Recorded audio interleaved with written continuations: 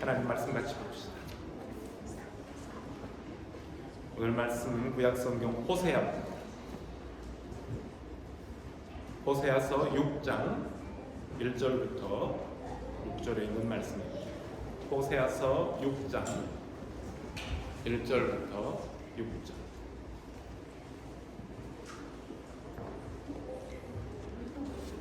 저와 여러분들 한 절씩 교독합시다. 오라, 우리가 여호와께로 돌아가자. 여호와께서 우리를 찢으셨으나 토론하게 하실 것이요 우리를 치셨으나 싸매어 주실 것임이라.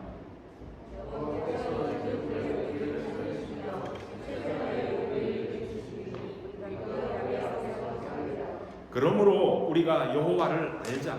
힘써 여호와를 알자. 그의 나타나심은 새벽빛같이 어김없나니 비와 같이 땅을 적시는 늦은 비와 같이 우리에게 임하시리라 하니라.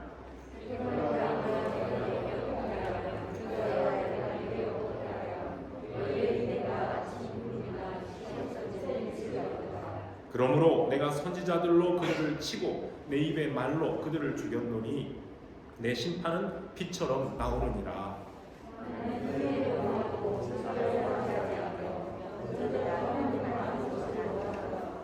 아멘. 예, 오늘 이 말씀을 본문으로 여호와를 힘써 알지 않은 제목으로 함께 은혜를 나누고자 합니다. 같이 기도합시다.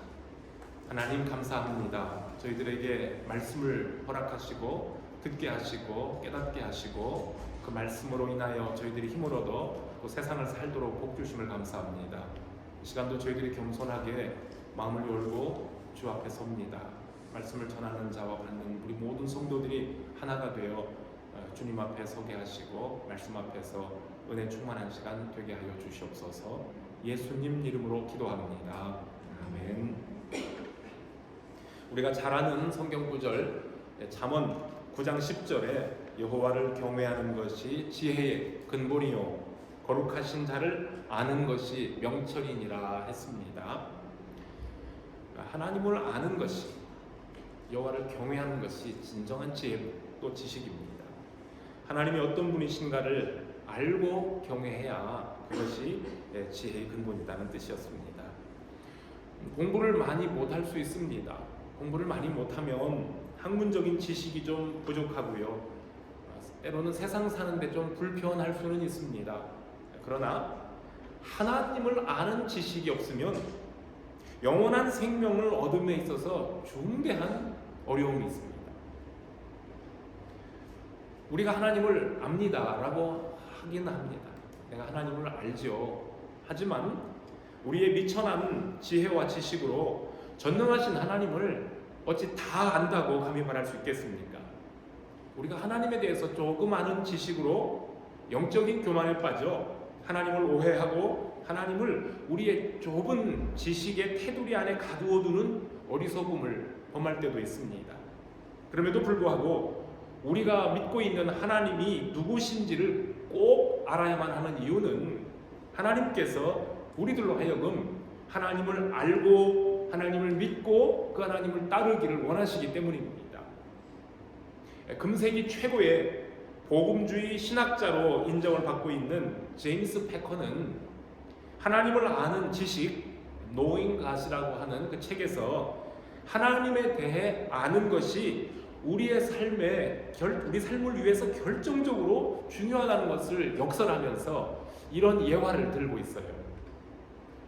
아마존에 부족민 한 사람을 비행기에 태워 런던으로 데려와서는 그 사람에게 아무런 설명도 없이 런던의 트라팔가 광장에 턱 내려놓고 그가 런던에서 살아가기 위해 필요한 영어나 또는 영국에 대한 정보를 아무것도 알려주지 않은 채로 그냥 그 사람만 덜렁 남겨둔다면 그것보다 무자비한 일은 없을 거라고 그랬습니다.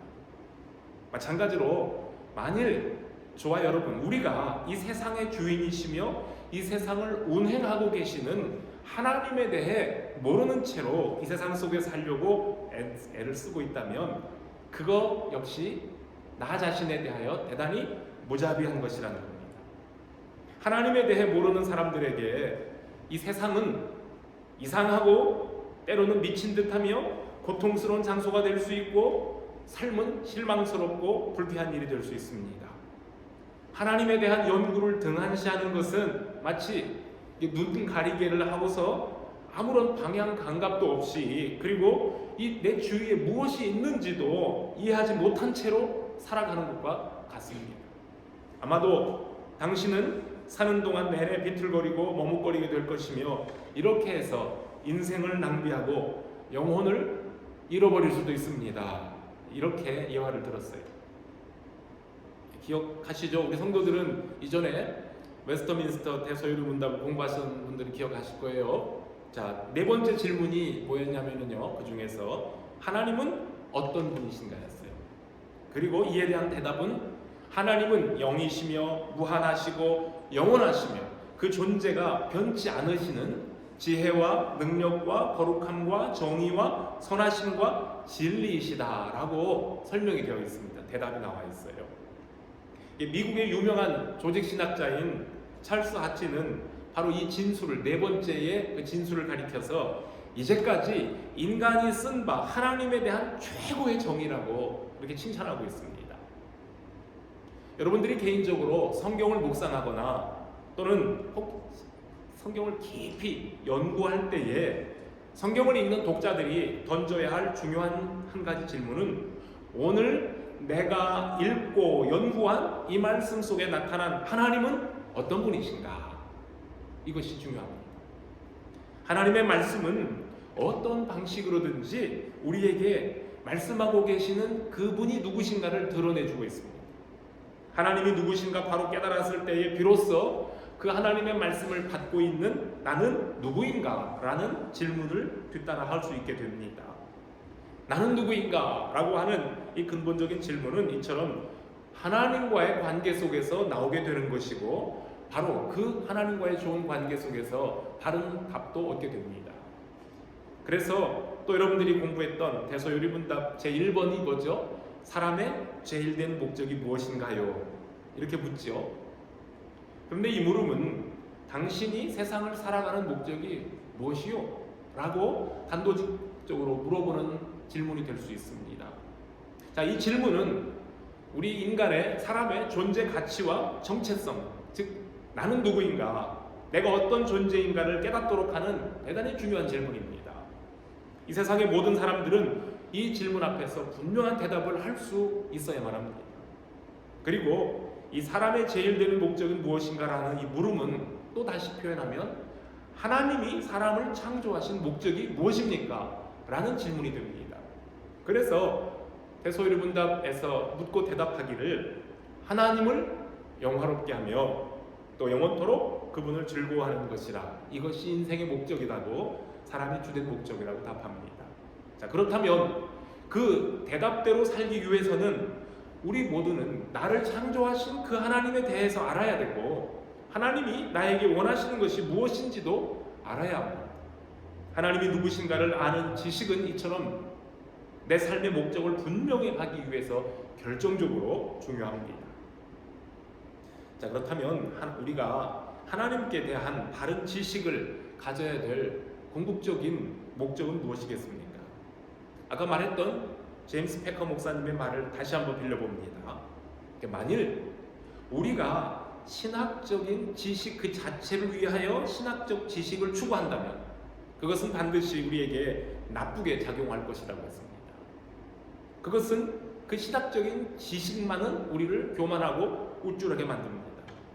그 신학에서 다루고 있는 이 주제들에 대한 그 위대함, 주제의 위대함 자체에 도취가 돼서 내가 바로 그 어려운 주제에 관심이 있고 그것을 다 파악했다는 것 때문에 그것을 알지 못하는, 혹시 배우지 못하는 다른 그리스도인들보다 나는 한 단계 위에 있다고 생각하게 됩니다.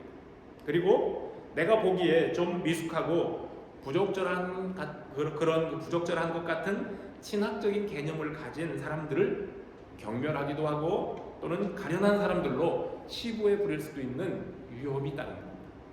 그렇습니다. 이처럼 잘못된 목적을 가지고 신학적인, 즉 하나님에 대한 신지식을 추구하며 잘못된 기준에 의해서 그것을 평가하면 신학적 지식을 탐구하고 교리 연구하는 것이 도리어 영적 생활에 위험스러운 일이 될 수 있습니다.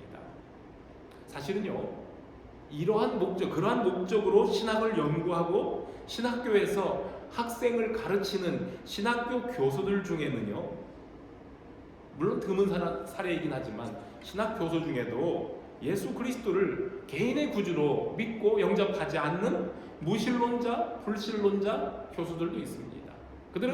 그들이 연구하는 그 연구의 업적을 드러내기를 좋아하고, 또는 지적인 만족으로 자기 자신을 위로하고, 또는 내가 먼저 깨달은 것을 학생들에게 가르쳐주고 있다는 우월감에 빠지면서 학문적인 자료로만 사용하는 그러한 불신 신학 교수들도 있다고 말입니다. 교리적인 지식이 없이 영적으로 건강할 수 없지만, 교리적인 지식을 옳지 않은 목적으로 얻거나 그것을 사용한다면 그 또한 영적으로 건강하지 못하는 사실을 우리는 꼭 기억해야만 합니다. 그렇다면 우리에게 성경과 신학의 주인이신 하나님을 아는 지식이 필요한 진짜 참 목표와 이유가 무엇이겠습니까? 내가 알고 이해하고자 힘썼던 바로 그 진리의 소유자, 바로 그 위대한 하나님을 알고 그리고 그 하나님을 섬기는 일입니다. 하나님을 아는 지식은 곧장 하나님을 향한 기도와 찬양으로 이어지도록 합니다. 진리의 주인이신 그분을 알게 되면 그분의 위대함과 영광을 바라보게 되고, 나 자신의 하찮음과 죄성을 묵상함으로 내가 겸손해지고, 우리 주 예수 그리스도 안에서 드러나 있는 하나님의 자비, 은혜를 묵상함으로써 격려를 받고 내가 평안을 얻게 됩니다. 존 뉴턴이 나 같은 죄인 살리신 그 은혜 놀라와, 이런 고백 찬송을 불렀지 않습니까? 그렇게 노래한 것처럼 하나님을 알게 되면 감사와 기쁨의 찬양이 저절로 나옵니다. 이것이 바로 하나님을 아는 지식이 주는 은혜입니다. 하나님께서 말씀 속에서 보여주시는 예수 그리스도의 사랑과 은혜를 더 많이 알면 알수록 우리의 힘, 우리의 평화, 우리의 기쁨도 더해갑니다.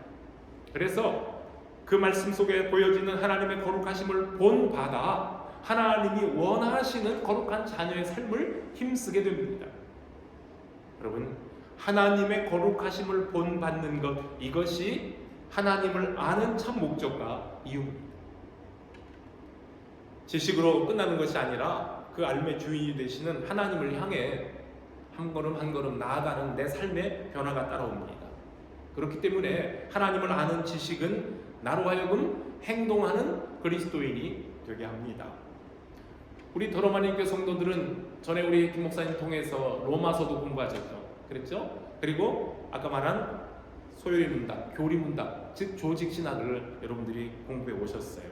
자, 그렇기 때문에 우리 더러마님교 성도들이 전에 공부했던 그 바탕 위에 제가 와서 얼마 전에 야고보서를 말씀을 또 전해드렸어요. 바로 그 뼈대 위에, 말씀의 뼈대에 조직 세워진 그 속에 야고보의 행동하는 신앙인에 대한 말씀을 드리는 것도 그와 같은 맥락입니다.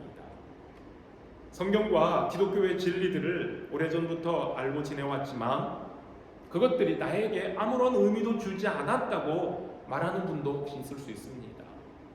그런데 어느 날 하나님의 그 말씀, 성경 메시지를 통해 나에게 하나님이 말씀하고 계신다는 사실에 눈이 떠지게 되고, 그 말씀을 들으면서 내 자신이 매우 낮아지는 것을 발견하기도 합니다.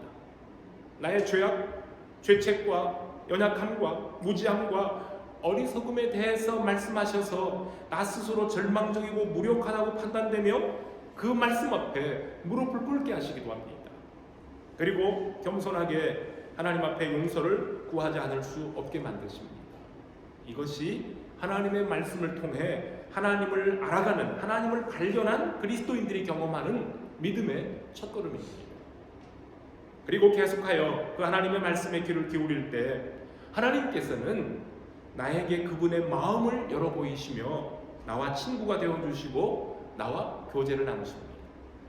하나님께서 아브라함을 불러 언약의 대상자로 삼으셨고 아브라함의 친구가 되어주신 것처럼 나를 어두움과 어두움의 세상에서 불러내어 평안으로 인도하면서 내 인생의 여정에서 늘 함께 하시는, 동행하는 친구가 되어주십니다. 이처럼 하나님을 아는 것이 좋은데 안타깝게 하나님을 잘 안다고 생각했던 옛날 이스라엘 백성들은 그들의 역사 속에서 너무나 많은 세월 동안, 그리고 셀 수도 없이 많이 하나님을 오해하며 살았습니다. 하나님에 대해 누구보다도 잘 안다고 자부했던 이스라엘의 영적 교만은 도리어 하나님을 슬프게 했고 하나님을 분노하게 만들기도 했습니다. 자녀가 아버지를 알고 아내가 남편을 알듯 이스라엘은 하나님을 그냥 겉으로만 아는 것이 아니라 속속들이 알고 믿고 순종해야 했습니다. 그런데 이스라엘 백성들은 때로 정반대의 길을 걸어갑니다. 그들은 수시로 아버지를 떠났으며 남편을 버리고 다른 남자들을 찾아갔습니다. 이런 백성들을 향해 하나님은 오늘 우리가 읽었던 호세아 선지자의 입을 통해 말씀을 해주십니다. 우리 스크린에서 한번 본문을 봅니다. 먼저 호세아 4장 1절 2절입니다. 호세아 4장 1절 2절에 이런 말씀이 있어요. 이 땅에는 진실도 없고 인애도 없고 하나님을 아는 지식도 없고 오직 저주와 속임과 살인과 도둑질과 간음뿐이요 포악하여 피가 피를 뒤이음이라 그랬습니다. 그 다음에 또 4장 6절에서 이렇게 말씀하셔요. 내 백성이 지식이 없으므로 망하는도다. 내가 지식을 버렸으니 나도 너를 버려 나의 제사장이 되지 못하게 할 것이요 내가 내 하나님의 율법을 잊었으니 나도 내 자녀들을 잊어버리리라. 하나님이 탄식하며 그렇게 말씀하십니다. 이스라엘의 영적 교만은 이처럼 큰 오해를 낳았고 도리어 두려운 결과를 가져왔습니다. 구약의 많은 예언자들이 예언서를 통해서 말씀하신 것처럼 하나님은 이스라엘을 사랑하신다고 계속 사랑 고백을 하고 계시는데 이스라엘은 줄기차게 하나님을 등지고 다른 신을 찾아 방황했습니다. 이스라엘이 하나님을 오해했던 것처럼 지금도 많은 사람들은 하나님을 잘못 알고 있습니다. 하나님을 알지도 않고 또 하나님을 잘못 알기 때문에 하나님을 경외하지도 않습니다. 더욱 안타까운 것은 교회를 오래 다닌 신앙생활을 했다고 하는 사람들조차 하나님을 오해할 때가 많습니다. 어떤 오해가 있을까요? 첫째는 하나님은 자기 마음에 들지 않는 사람들을 아주 무섭게 벌 주시는 분이시고 죄인들을 무자비하게 지옥에 던져넣는 공포의 신이라고 이해하는 사람들이 있습니다. 예수를 믿지 않는 하나님을 잘 모르는 사람들은 그렇게 생각할 수도 있어요. 그렇지만 예수를 믿는 사람들 중에도 하나님을 그냥 무서운 분으로만 알고 있습니다. 혹시라도 하나님이 나에게 벌 주실까 두려워서 하나님 앞으로 가까이 다가가지도 못하고 눈치를 보면서 그냥 멀찍이 적당히 거리를 두면서 따라갑니다. 그렇게 살다 보니 교회를 오래 다녔고 내가 예수를 믿습니다라고 말하지만 하나님과의 친밀한 교제가 이루어질 수 없고 하나님의 사랑과 은혜를 깊이 체험할 기회도 없습니다. 그러면서 하는 말은 과연 하나님이 나와 무슨 상관 있는 분일까? 이런 생각이 들기도 합니다. 두 번째 오해가 있습니다. 그와 반대로 하나님을 무조건적인 사랑의 신으로만 이해하는 경우도 있습니다. 하나님을 두려운 분으로만 인식하는 것도 불행이지만 하나님의 사랑을 오해해서 내가 어떻게 살든지 상관없이 하나님은 결국에 나를 무조건적인 사랑으로 용서하실 것이라는 오해는 더 위험한 지식이 되고 맙니다.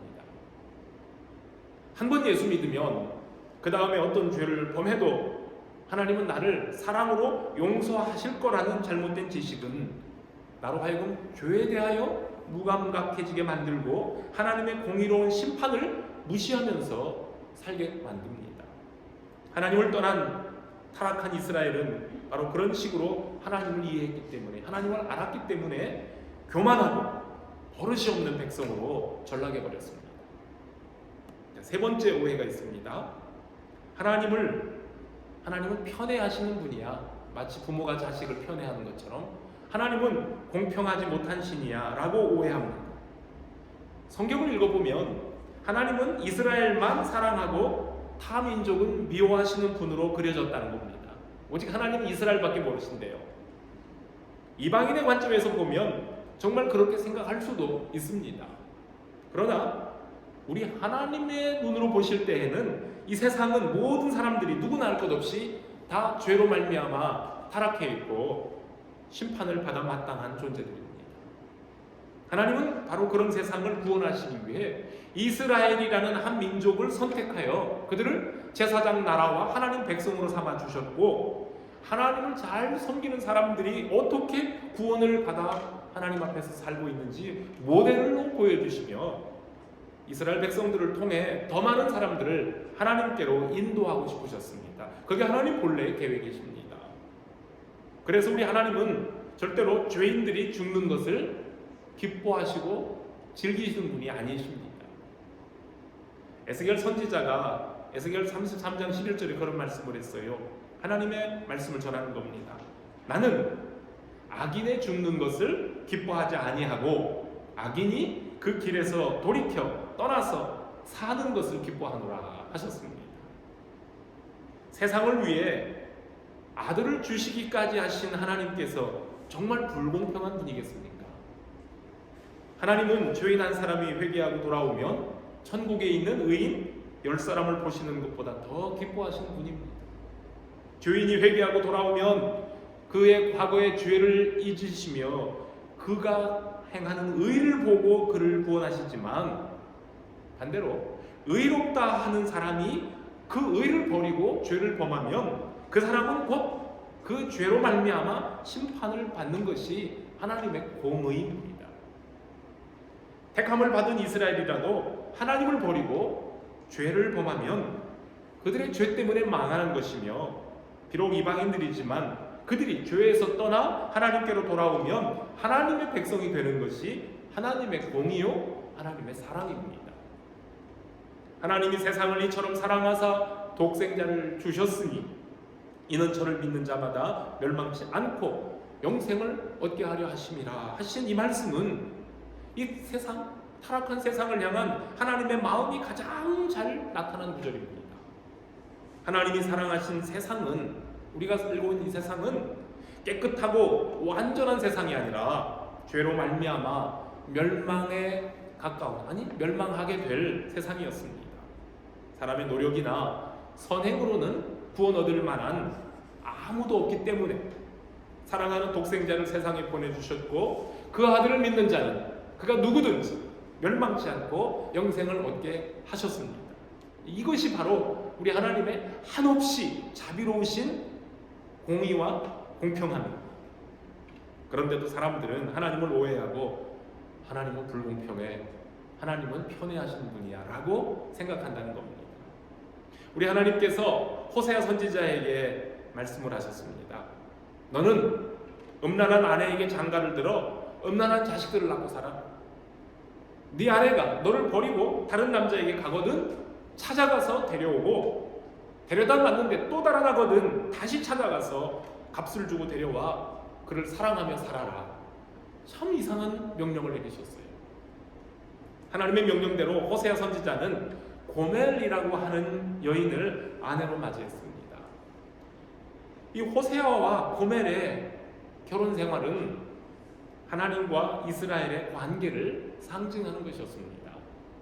하나님께서 이스라엘에게 장가들어 이스라엘을 사랑하시지만 이스라엘은 음란한 고멜처럼 다른 신들을 찾아가 음란한 제사를 드리며 하나님의 마음을 아프게 했습니다. 그럼에도 불구하고 하나님은 또 사랑으로 이스라엘을 되찾아오시며 너는 내 백성이라, 너는 내 백성이라 말씀하셨습니다. 우리 그리스도인들은 나 자신에게 이런 질문을 해봐야 합니다. 하나님은 나에게 어떤 분이신가? 내가 믿고 섬기는 하나님은 나와 어떠한 관계를 가지시는가? 우리 하나님은 그냥 보이지 않는 저 멀리 우주 공간에 어느 끝자락에 계시면서 평소에는 나에게 아무런 관심도 없으시다가 문득 생각이 나면 찾아와 주시거나, 내가 힘들고 괴로울 때, 나에게 초자연적인 힘이 필요할 때, 그때 내가 애타게 부르짖으면 그제서야 번쩍 하나님이 정신이 들어 나를 기억하시고 나를 발견하시고 가끔씩 찾아와서 나의 기도를 들어주시는 분, 그리고 때로 나의 필요를 채워주시는 많은 신들, 그들 중에 하나님은 한 분이겠습니까? 이스라엘은 하나님을 그런 식으로 생각했습니다. 그게 이스라엘이 하나님을 아는 잘못된 방식이었습니다. 그래서 그들은 하나님을 쉽게 떠났고 그리고는 또 다른 신들을 찾아갔습니다. 이런 이스라엘이 하나님의 찢으심, 하나님의 상처내심을 겪은 후에 비로소 하나님의 사랑이 무엇인지를 깨달았습니다. 그들이 고난을 받을 때 비로소 하나님을 찾으며 이렇게 말씀했습니다. 우리가 아까 읽었던 호세아 본문이에요. 호세아 6장 1절로부터 3절을 다시 한번 보면은요, 오라 우리가 여호와께로 돌아가자. 여호와께서 우리를 찢으셨으나 도로 낫게 하실 것이요 우리를 치셨으나 싸매어 주실 것입니다. 여호와께서 이틀 후에 우리를 살리시며 제3일에 우리를 일으키시리니 우리가 그 앞에서 살리라. 그러므로 우리가 여호와를 알자. 힘써 여호와를 알자. 그의 나오심은 새벽빛같이 일정하니 비와 같이 땅을 적시는 늦은 비와 같이 우리에게 임하시리라 하리라. 이스라엘 백성들, 고통 가운데 있던 이스라엘이 하나님 앞에서 이런 지금 이야기를 하고 있는 거예요.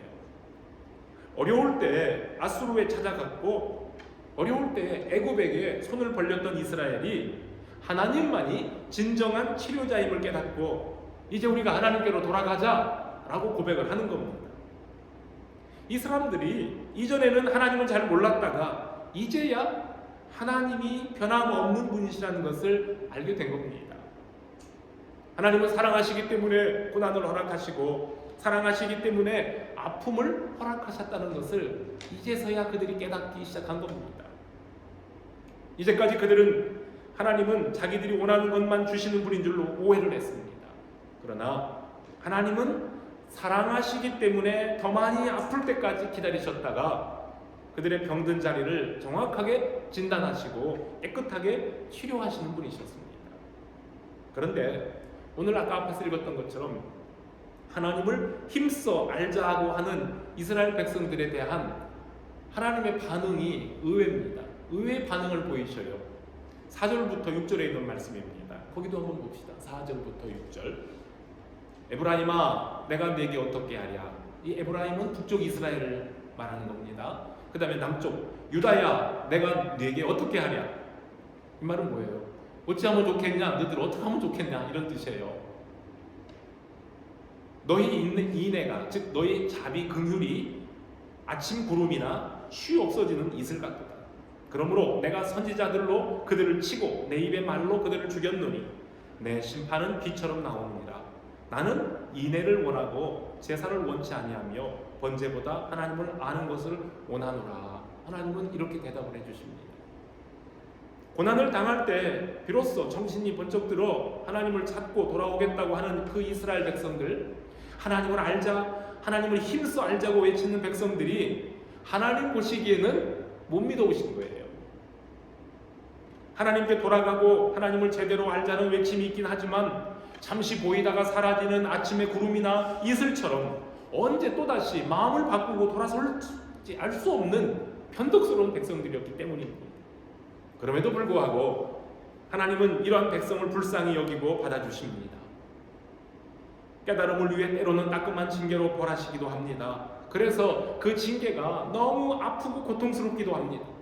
그러나 하나님은 그들의 말처럼 상처를 싸매시고 치료하시고 살려주시고 일으켜주시는 분입니다. 그렇다면 그들이 하나님을 그렇게 인식했다면 이스라엘은 입술로만 아니라 마음 깊이 하나님의 이런 사랑을 알고 진심으로 돌아오며 하나님의 사랑 안에 머물러 있어야만 합니다. 하나님은 인애를 원하고 제사를 원치 아니하며 번제보다 하나님을 아는 것을 원하십니다. 사람들이 나 편한 대로 자기 편한 방식으로 하나님을 섬기면 하나님께서도 만족하실 거야 라고 하는 자기 중심적인 신앙은 하나님의 마음과 다릅니다. 이스라엘 백성들은 형식만 갖추고 속 열매가 없는 제사를 드리고도 내가 하나님을 공경한다 하고 생각을 했었습니다. 그러나 우리 하나님은 그것보다는 인애, 긍휼과 자비를 원하시고 하나님 아는 것을 원한다 하십니다. 그래서 우리 미가서 6장 6절 8절을 한 번 더 같은 내용의 말씀을 봅니다. 미가 선지자가 한 말입니다. 뭐라고 했죠? 내가 무엇을 가지고 여호와 앞에 나아가며 높으신 하나님께 경배할까? 내가 번제물로 일련된 송아지를 가지고 그 앞에 나아갈까? 여호와께서 천천의 수양이나 만만의 강물 같은 기름을 기뻐하실까? 내 허물을 위하여 내 맏아들을 내 영혼의 죄로 말미암아 내 몸에 열매를 드릴까? 사람아, 주께서 선한 것이 무엇임을 내게 보이셨나니 여호와께서 내게 구하시는 것은 오직 정의를 행하며 인자를 사랑하며 겸손하게 내 하나님과 함께 행하는 것이 아니냐 그러셨어요. 미가도 호세아도 같은 말씀을 하는 겁니다. 성도 여러분, 우리가 드리는 예배, 오늘도 우리가 예배합니다. 이 예배가 중요하지만 그보다 먼저 우리의 예배를 받으시는 하나님이 어떤 분이신지 분명하게 아는 것이 더 우선적이라는 사실을 기억하시기 바랍니다. 이스라엘이 말한 것처럼 우리 하나님은 어둠과 두려움의 밤을 지새우며 지쳐버린 영혼들에게 아침을 알리는 새벽빛처럼 찾아와 주신 분입니다. 그 빛은 어제나 오늘이나 영원토록 변함없이 하나님 당신의 진정한 마음을 죄인들에게 열어 비춰주시는 자비와 사랑의 빛입니다. 여름 내내 말라 비틀어졌던 팔레스틴 땅에 그 땅을 고르게 적셔주는 겨울비와 풍성한 열매를 맺게 하는 봄비처럼, 다시 말해 늦은 비와 이른 비처럼 메마른 영혼들을 흠뻑 적셔주시는 사랑으로 찾아와 주십니다. 한없는 사랑으로 우리를 찾아오시는 하나님은 우리를 향해 너는 내 백성이라 그렇게 말씀하십니다. 사랑하는 성도 여러분, 우리 주님의 부르심에 항상 기쁨으로 응답하시기를 바랍니다. 하나님이 어떤 분이심을 알면 내가 그 하나님의 귀한 사랑을 받는 귀한 백성이라는 진리도 함께 깨닫게 됩니다. 나와 하나님과의 관계가 바로 세워지면 우리의 마음과 내 입술에서 기도와 감사와 기쁨의 찬양이 나옵니다. 측량할 수 없는 넓고 깊은 하나님의 사랑을 늘 노래하며 하나님의 거룩하심을 닮아 살아가는 성도들이 되시길 바랍니다. 그래서 이미 우리는 1월 마지막 주일이고 1월 첫 주일 신년주일도 예배도 드렸지만 우리 동양권에 있는 사람들은 설을 2번 세도록 만들어서 음력설을 또 앞에 두고 여러분들 새해 복 많이 받으십시오. 새해 복 많이 받으시되 오늘 말씀에서 하나님이 주시는 이 하나님을 잘 아는 지식을 통해서 주시는 은혜와 복이 우리 모든 성도들의 삶 가운데 풍성하게 그런 금년 2022년도가 되기를 주님의 이름으로 축복합니다. 기도하겠습니다. 하나님 감사합니다.